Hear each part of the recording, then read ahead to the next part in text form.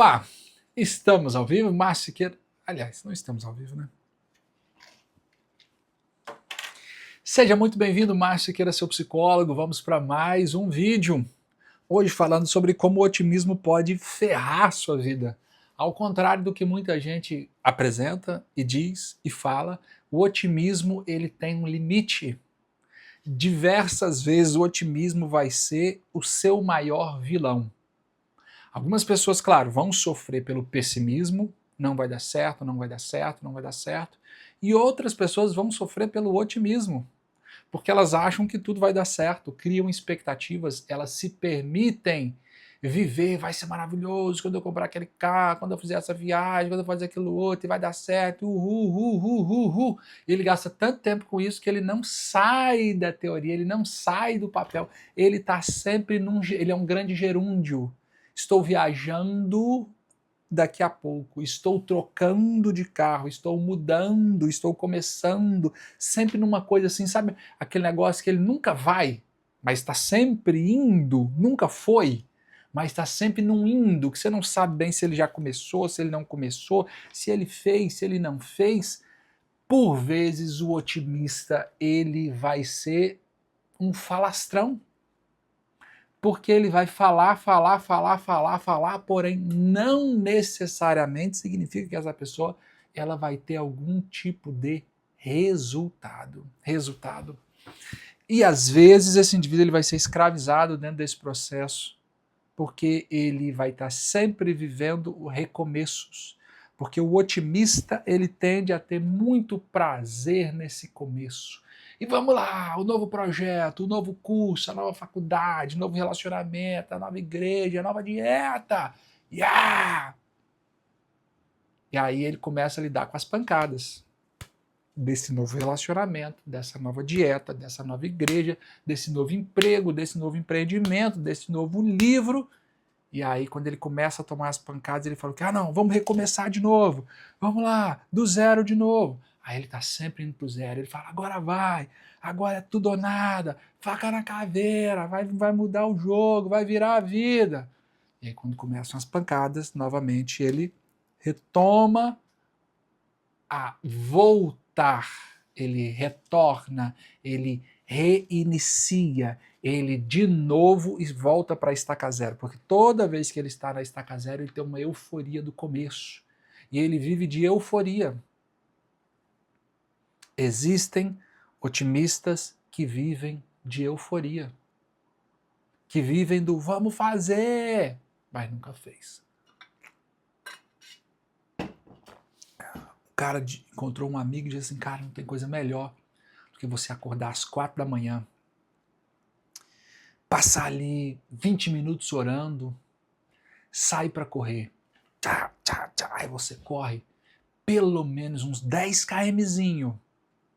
E aí depois de correr uns 10 kmzinho, você para na praia, meu amigo, mais 5 km de natação. Volta, e aí você faz aquela leitura enquanto você toma aquele café da manhã poderoso, pelo menos 20 paginazinhas.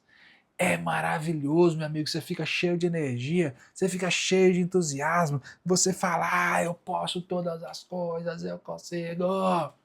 E aí o amigo falou, rapaz, e quando é que você começou isso? Tem quanto tempo que você está nessa rotina transformadora? Aí o cara falou, rapaz, se tudo der certo eu começo amanhã. Miserável, tá aí falando, vamos pra cima, pagar na gaveira e toda essa conversa, mas de fato é só um empolgado. É só um empolgado. Então, às vezes o otimista ele vai entrar em rascada, porque ele acha que ele vai dar conta de pagar tudo. Não, pode comprar, vou dar jeito. Aí se embanana, acha que vai conseguir sair de todas as enrascadas. Às vezes é mais difícil para ele aprender no processo. E tudo, gente, na vida passa por uma coisa chamada aprendizagem. Qual é a única coisa pior do que você aprender com a experiência? Coloca aqui para mim nos comentários. Qual é a única coisa pior do que aprender com a experiência? Tem algo pior do que aprender com a experiência? Sim ou não? O que você acha? Qual é a única coisa pior do que aprender com a experiência? Eu vou te falar. A única coisa pior do que aprender com a experiência é não aprender com a experiência. Não aprender com a experiência. Se você aprendeu com a experiência, uou, você teve um ganho. É claro que o sábio, ele consegue aprender com a experiência que não é dele. Até os animais, na verdade, conseguem aprender com a experiência que não é dele. Ele vê lá o macaco subir naquela árvore, o macaco toma um choque. Outro macaco vai subir na árvore, toma um choque. Outro macaco, aquele macaco passa a olhar para aquela árvore com desconfiança, porque ele está vendo vários macacos tomando choque ali. Mas o animal também aprende com a sua própria experiência. Mas, por exemplo, ouvindo uma história, só o ser humano é capaz. Olha, Joãozinho estava passando naquela rua ali, ele foi assaltado. Aí o cara fala, não vou passar mais naquela rua também não. Chega ali de noite, mas vou passar por outra rua agora. Ele aprendeu com essa história. Ele ouviu a história e aprendeu com ela. Então, aprender com a experiência é cansativo? É. Dá trabalho? Dá. Mas a única coisa pior do que aprender com a experiência é não aprender com a experiência. Coloca nos comentários. Não aprender com a experiência. Essa é a única coisa pior do que aprender com a experiência. É você não aprender com ela. Não aprender com ela. Se você aprendeu com a experiência, você esteve com a melhor das professoras. Se a professora experiência não te ensinar, o que mais pode te ensinar? Quando a professora experiência é ignorada, quando a experiência não é um freio, a consciência que não é um freio, então ela se torna um chicote. Porque antes ela é um freio para dizer, olha, não vai por aquele caminho que não vai dar certo. Você foi, agora a consciência se torna um chicote. Falei para você não ir por aquele caminho e você insistiu em ir. Então, a professora que cobra mais caro, quem é o professor que cobra mais caro? O professor experiência. A professora experiência é quem cobra mais caro, mas normalmente ela ensina bem. E quando ela não ensina, não tem o que ensina. O que pode ensinar para um drogado mais sobre drogas do que o resultado das próprias ações que ele está tomando? O resultado das próprias ações que ele está tomando. E aqui é que está o grande ponto. Se você é um otimista, ou se você tem um otimista, um exageradamente otimista na sua família, com seus amigos, no seu trabalho, dê 2, 3 coisas para essa pessoa. Liberdade, aliás, conselho, liberdade e consequência. O otimista precisa dessas 3 coisas. Conselho, liberdade e consequência. Na verdade, todo mundo, seja ele pessimista, otimista ou o que for, ele precisa de, vou repetir, conselho, liberdade e consequência. Essa é a tríade. Claro, você tem um filho de 8 anos de idade, você não vai dar liberdade para ele ir para a festa. Estou falando de quando a gente lida com adultos, tá? Adultos. Adultos se lida assim. Conselho, liberdade, consequência. Às vezes a gente está trocando as coisas, tá? Tem mulher que deseja educar o marido e mimar o filho. Tá errado. Você pode mimar seu marido e educar seu filho. Agora você inverteu isso aqui e eu vou substituir isso pelo cônjuge. Cônjuge se ama, se mima. Não se educa. A gente educa criança. Adulto, não. Adulto a gente dá conselho, a gente dá liberdade e a gente dá consequência. O problema é que muitos pais de filhos, vou viver da minha arte na praia, vendendo miçanga, vai dar certo, eu vou enriquecer, eu vou formar uma banda de rock, pai. Aí os pais vão e dão conselho. Beleza, deu conselho, aí dão liberdade. Só que não dá consequência, não deixa o filho lidar com as consequências da decisão. Agora, se arrebentou todo e os pais não deixam esses filhos lidarem com as consequências disso, não deixam ele se virar. Porque ele fez uma escolha errada, ok, beleza, eu tô com você, vou te apoiar. Mas você lida com a consequência. Quando Adão e Eva pecaram, Deus foi lá, abraçou, perdoou, mas fora do jardim. Fora do jardim. A consequência até ficou. Então, não pare de impedir as pessoas de lidarem com as consequências das decisões delas. A pessoa foi lá, fez um negócio, todo mundo sabia que aquele negócio ia ser uma tragédia, todo mundo sabia. Mas ele viu que tinha potencial e foi para cima e tentou e fez. Legal, legal, cara. Se desse certo, palmas para ele. Deu errado, parabéns, você tentou. Mas agora você lida com a consequência. Você não é obrigado a tirar as pessoas do poço que elas mesmas entraram. Quando você entende que você não é obrigado a tirar ninguém do poço, pô, a vida ela fica muito mais leve. Eu não sou obrigado a tirar minha esposa do poço. Se ela entrou lá, ela vai conseguir sair. Eu vou amá-la do mesmo jeito, ela estando dentro ou fora do poço.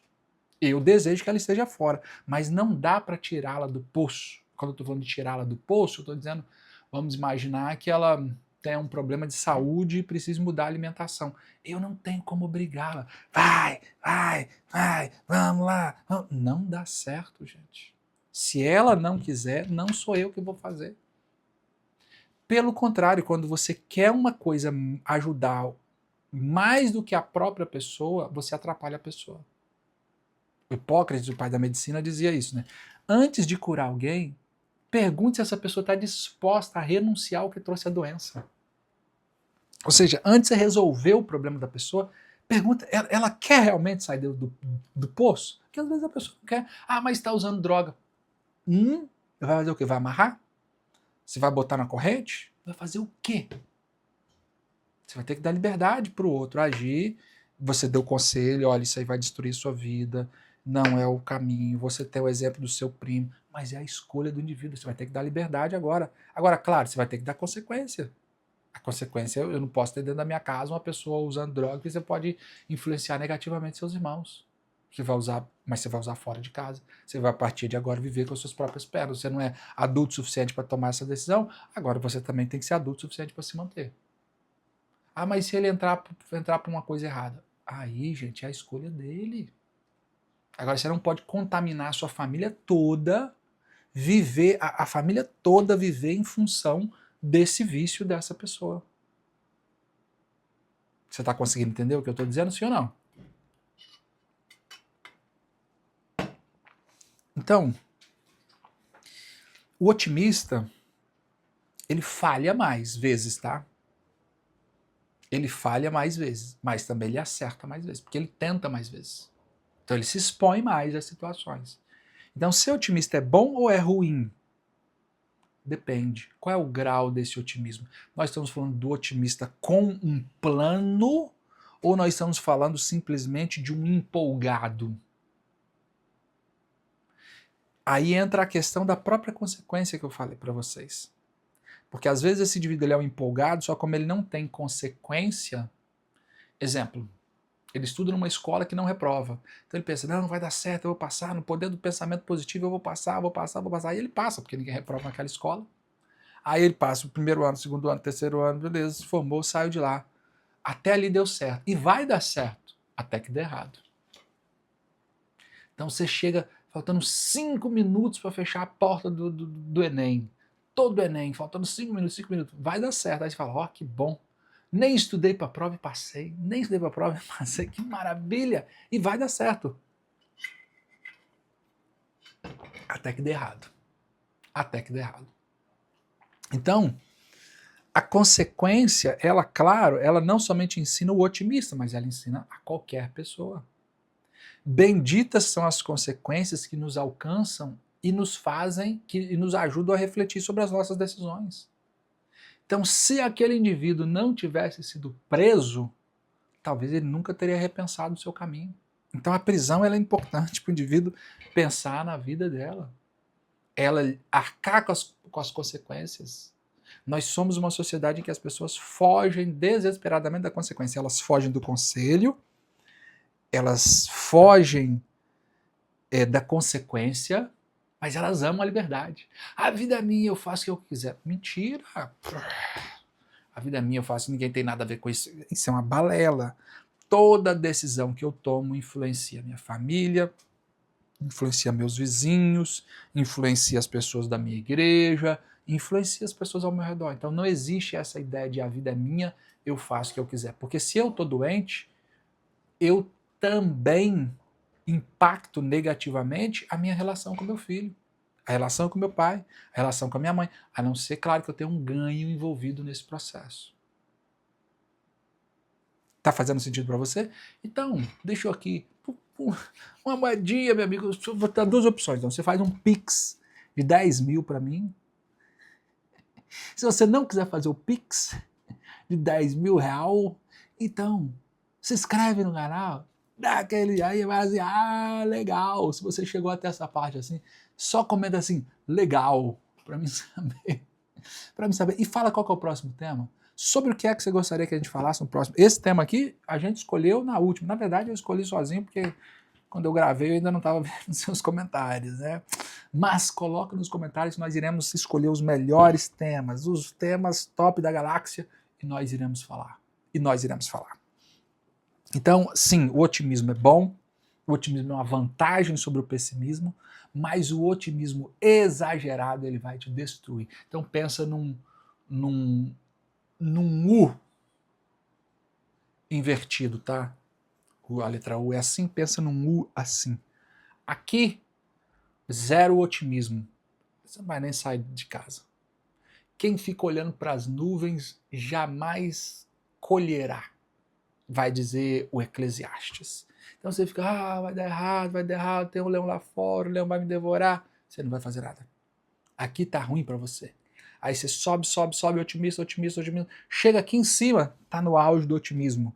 Um ponto bom do otimismo. Só que se você continua mantendo esse otimismo, agora começa a cair.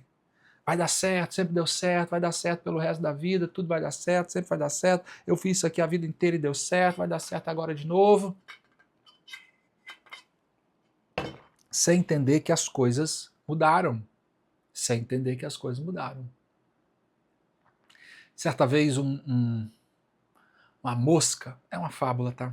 Ela caiu num copo de leite. Aí ela começou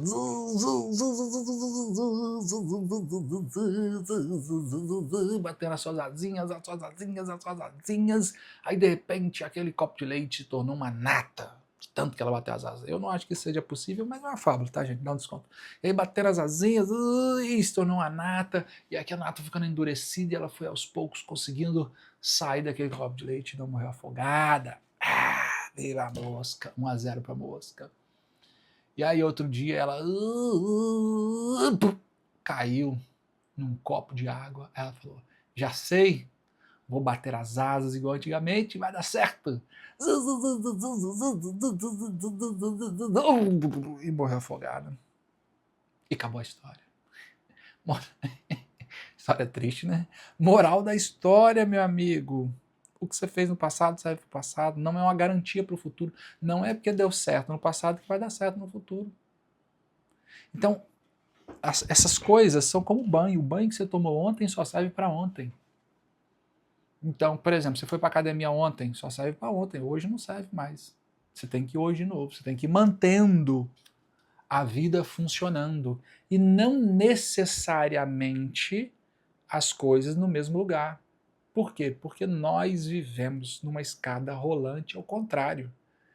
Então a escada rolante está descendo, você está tentando subir. Você dá 3, 4 passos para permanecer no mesmo lugar. Essa é a verdade. E às vezes o otimista, não, nós vamos crescer 20%, 30%, e aí faz investimento e se quebra todo. É aqui, eu vou botar meu dinheiro nessa pirâmide. Claro que ele não vai chamar de pirâmide. Nesse investimento e vai arrebentar. Ou seja, muito apressado e sem perceber essa realidade da vida, que de fato a gente precisa continuar caminhando. No Alice Além do Espelho, o Lewis Carroll tem um diálogo entre a Rainha Vermelha e a Alice, né? É continuação do Alice no País das Maravilhas. E ela encontra a Rainha Vermelha, e a Rainha Vermelha explica para ela, aqui, para que você precise, para você continuar no mesmo lugar, você tem que dar 2 passos. E para você avançar, você tem que dar 4 passos para conseguir avançar 1 passo. Essa é a realidade, andando, andando, andando, andando. E esse é o mundo hoje. Então, meu pai fez assim. Não é porque seu pai fez assim que significa que se você fizer, também vai dar certo. Então tem um pouco de desconfiança. Não estou falando para você ser preguiçoso, não estou falando para você não tentar, estou falando para você avaliar suas possibilidades antes de tomar as decisões. Avalie as suas possibilidades antes de tomar as decisões, olhe para elas, olhe com cuidado. Se isso der errado, o que é que eu vou perder? Esse aqui é um pensamento muito importante para o otimista e para o pessimista. Se isso aqui der errado, o que é que eu vou perder? Qual é o meu prejuízo? No pior quadro. Qual que é o meu ganho no melhor quadro? Se tudo der certo, é isso aqui que vai acontecer. Se tudo der errado, é isso aqui que vai acontecer. Aí agora pense. Vale a pena correr o risco? Ou seja, se tudo der errado, compensa arriscar? Pensando na possibilidade de tudo dar certo? É como se fosse o risco. Qual é o risco envolvido nessa oportunidade? O risco de oportunidade. Se isso aqui der errado, o que é que eu perco? Se eu entrar se eu fizer essa viagem com essa pessoa, se isso aqui der errado, o que é que eu perco? Se der certo, o que é que eu ganho? Entende? Quando eu olho para as coisas dessa forma, se eu comprar esse carro, se tudo der errado, o que eu vou perder? E se tudo der certo, o que é que eu vou ganhar?